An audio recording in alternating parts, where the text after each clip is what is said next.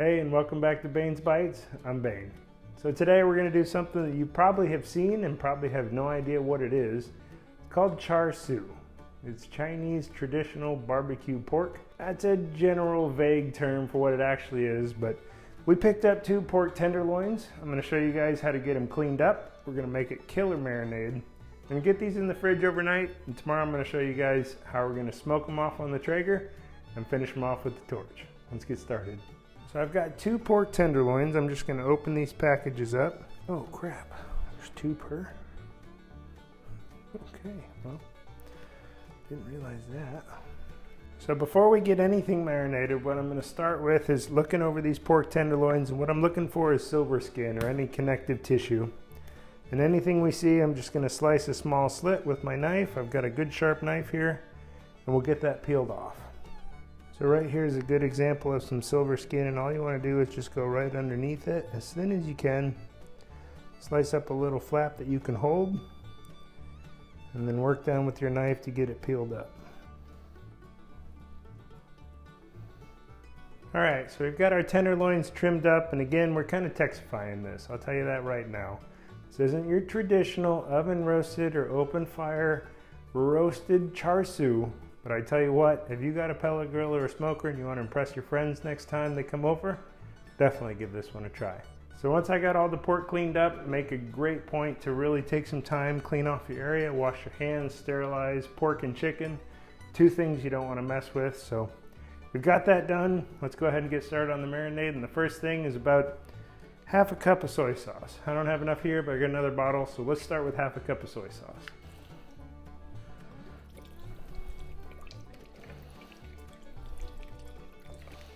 About like that. That's a good base. Now you want about 2 tablespoons of Hoisin sauce. You can find this at almost any grocery store. There we go. We'll go with that. And I eyeball it. It doesn't have to be perfect. Again, I love spicy, so a little bit of Gochujang, which is just a Korean chili sauce.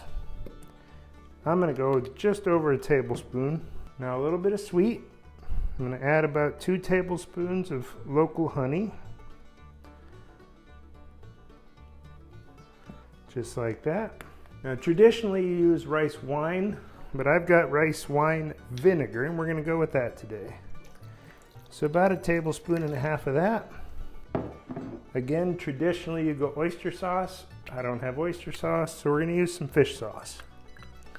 You can omit this if you don't have it, but again, about 1 tablespoon. Now again, sesame oil is a very strong flavor, so we're going to only go about 1 teaspoon of sesame oil. It comes out real slow, but a little bit of this goes a long ways. Do about 1.5 teaspoons of fresh cracked black pepper or regular cracked black pepper, whatever you have. Again, I love spicy, so a little bit of red chili flake.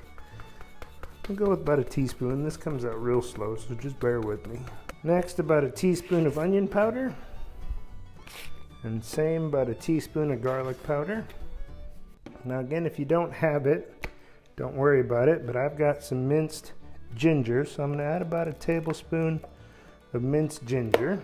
And a very important part, I wouldn't skip this, is Chinese 5-spice, which is just a blend of traditional kind of Asian Chinese spices.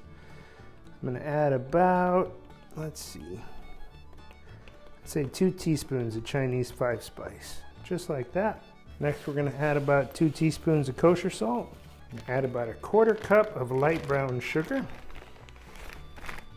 So we've got our marinade almost finished. Traditionally, you'd add a red curry paste or bean paste or fermented tofu paste, whatever they call it. I couldn't find that near me and didn't have time to go get it today, and that's okay. You don't need it. It adds a more authentic flavor and a little bit of red color, which you don't think about. But when you see it in the stores, when you see it at the buffet, when you see it in Chinatown, it's always got that distinct red flavor.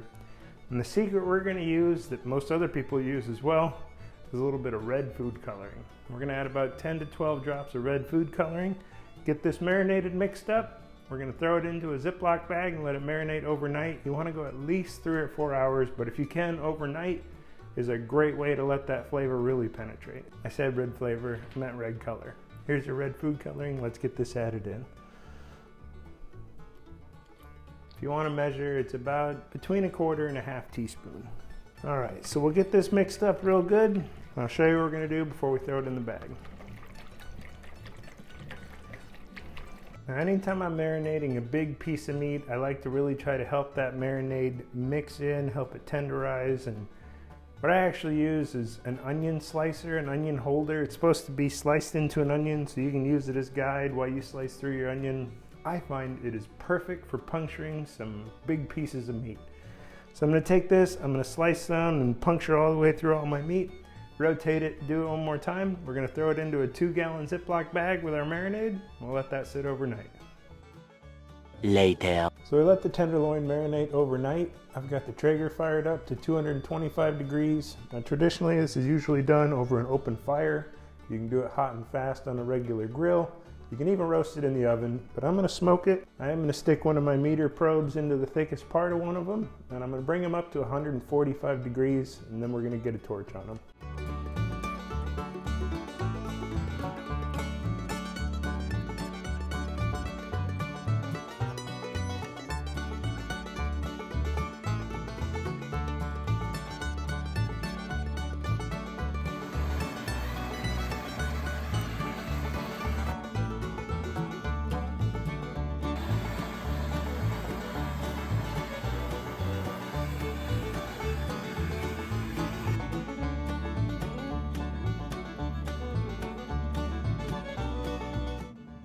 So we just pulled the meat off. I went ahead and hit it with the torch just to get a little bit of color and char on the outside like you do on a traditional char siu.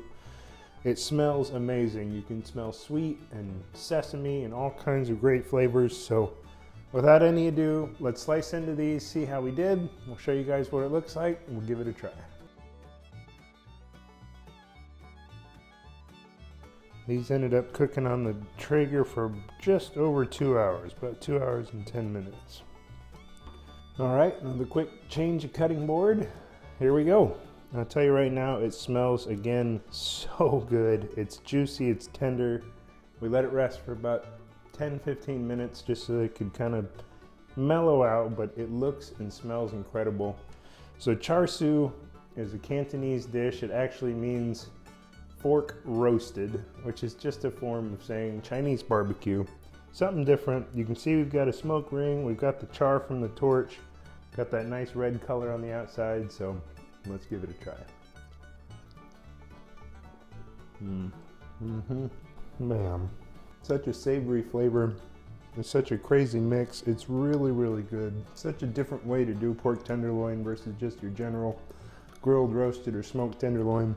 You get those Asian flavors, you get a little bit of that ginger, a little bit of that just umami flavor. It's really, really good. Definitely recommend you guys try this at home. If you like the video, be sure you hit like, subscribe to the channel so you can see what kind of fun stuff we got coming out next. And as always, y'all have a great day.